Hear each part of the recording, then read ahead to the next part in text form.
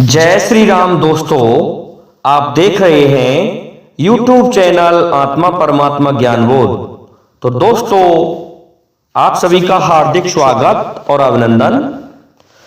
क्या होता है कि जब महाराज विक्रम के कंधों से बेताल उड़कर के वापस उसी पेड़ पर लौट जाता है, तो महाराज विक्रम फिर से उसी पेड़ के पास पहुंचते हैं और जाकर के बेताल को अपने कंधों पर रख लेते हैं।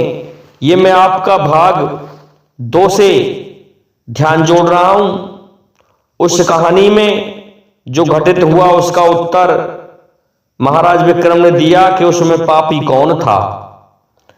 लेकिन दोस्तों, जब लेकर के महाराज विक्रम बेताल को चल दिए तो बेताल कहने लगा, विक्रम तू बड़ा जिद्दी है, कोई बात नहीं, तू मुझे तेरे शहर को ले चल, लेकिन यह लंबा रास्ता है, इसमें हम दोनों थक जाएंगे।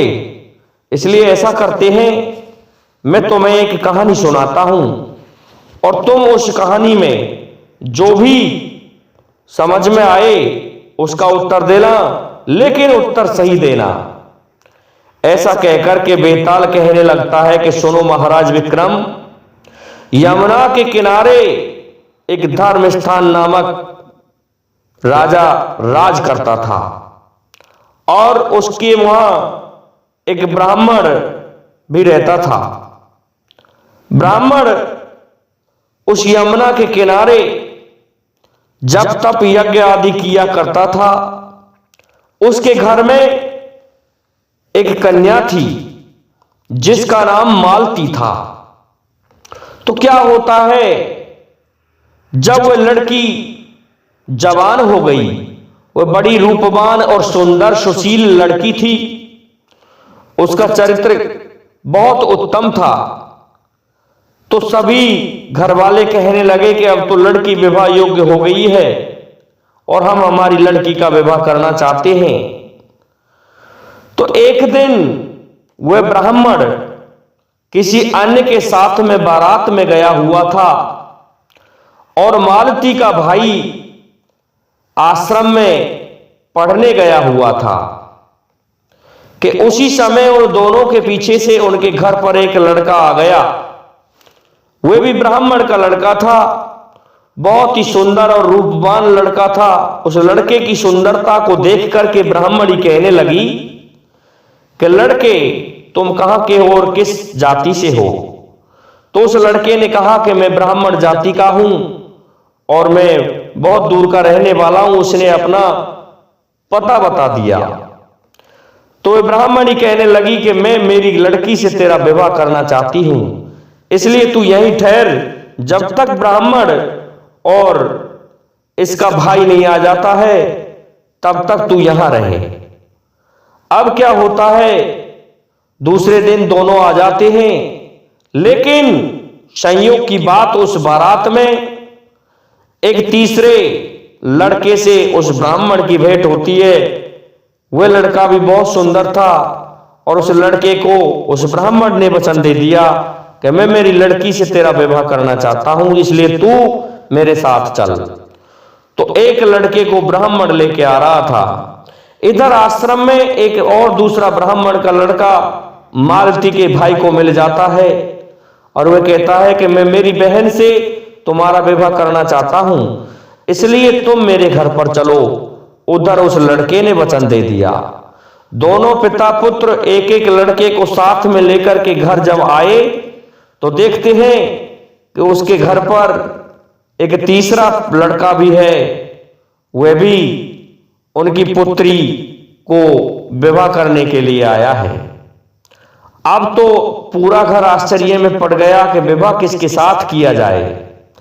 लेकिन महाराज विक्रम बेताल बोला, सुनो संयोग की बात कि वो लड़की घर से और कुछ कूड़े को फेंकने गई थी कि रास्ते में अचानक उसको सांप ने डस लिया और सांप ने डसा तो उस लड़की ने आके बताया कि मुझे तो सर्प ने डस लिया है। अब तो पिता, पुत्र और उन तीनों लड़कों ने भरपूर प्रयत्न किए, लेकिन कुछ भी ना हुआ। किसी ने झाड़ फूंक के लिए, जहर झाड़ने के लिए योगी सिद्धों को बुलाया, लेकिन सब व्यर्थ रहा और उस लड़की की मृत्यु हो जाती है।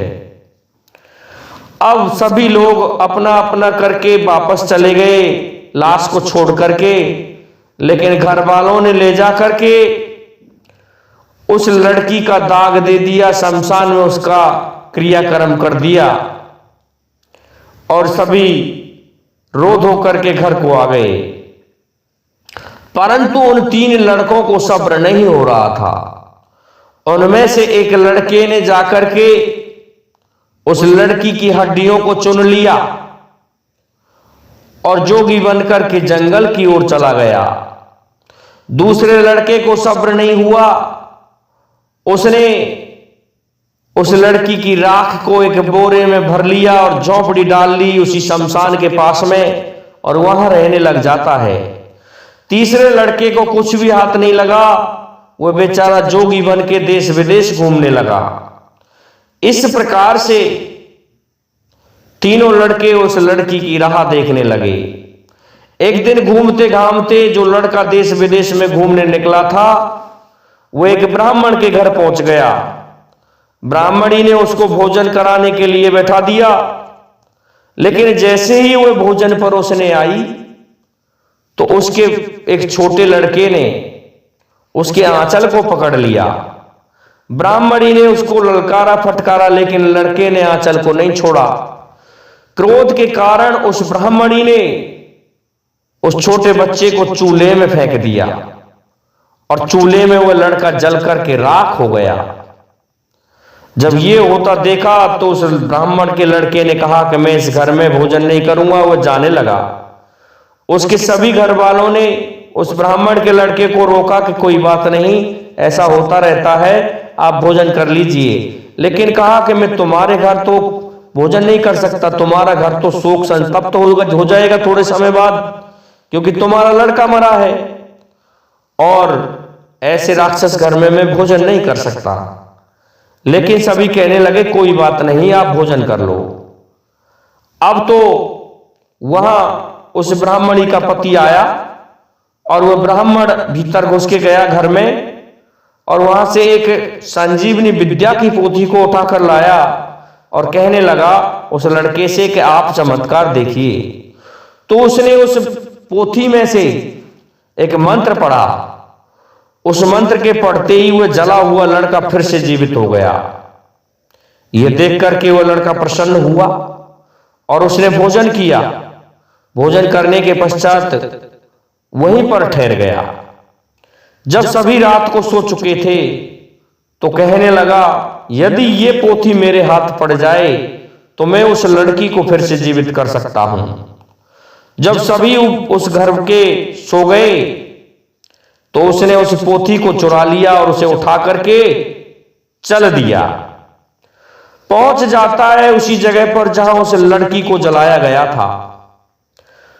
अब देखता क्या है कि पड़ोस में जो झोंपड़ी डालकर रह रहा था, उसी झोंपड़ी में वे दोनों लड़के भी बैठे थे, जिसने हड्डियां चुनी थी और एक ने राख इकट्ठी की थी। उन दोनों के पास जाकर के कहने लगा कि यदि इस लड़की की राख और हड्डियां मुझे मिल जाएं तो मैं इस लड़की को जीवित कर सकता हूं।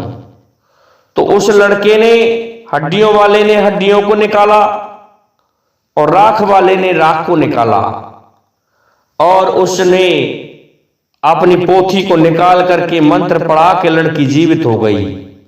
लेकिन जीवित होते ही महाराज विक्रम बेताल बोला, बड़ी स्थिति उत्पन्न हो गई कि तीनों में झगड़ा होने लगा। अब तो तीनों से अपनी स्त्री बनाने के लिए लड़ने लगे। तो बताइए महाराज विक्रम, उस लड़की का असली पति कौन था? महाराज विक्रम कुछ समय चुपचाप रहे तो बेताल कहने लगा, या तो मेरा उत्तर जल्दी दे दो नहीं तो मैं तुम्हारे सर के 100 टुकड़े कर दूंगा, तुम इस तरह चुप नहीं रह सकते। इस पर महाराज विक्रम कहने लगे कि वह व्यक्ति रहा जिसके पास राख रही थी। बेताल बोला क्यों? कि इसलिए हड्डियां तो चुनने का काम किसी मां के मरने पर उसके लड़के करते हैं, और वह जो लड़का जिसने उस लड़की को मंत्र पढ़ के जीवित किया था वह उसके बाप के तुल्य था, क्योंकि बाप ही जन्म देने वाला होता है। लेकिन जिसने भस्मी को अपने शरीर में रमाने के लिए लिया, पत्नी की भस्मी को तो पति ही अपने शरीर में रमा सकता है, अपने पास रख सकता है, इसलिए वह उसकी हकदार हुई। इस कारण से वह लड़का उस लड़की का पति हुआ। इतना कहने पर बेताल फिर से उड़ करके चला जाता है और महाराज विक्रम फिर रह जाते हैं और फिर वापस जाते हैं बेताल को लेने के लिए। तो दोस्तों, अगली कहानी हम आपको कल सुनाएंगे। तब तक के लिए जय हिंद, जय भारत, जय जय श्री राधे, जय जय श्री राम। जिन भाइयों ने अभी तक हमारे चैनल को सब्सक्राइब नहीं किया है उनसे मेरा निवेदन है कि वे हमारे चैनल को सब्सक्राइब कर दें, साथ ही बेल आइकन को भी प्रेस कर दें, जिससे कि आने वाले वीडियो का नोटिफिकेशन आपको मिलता रहे।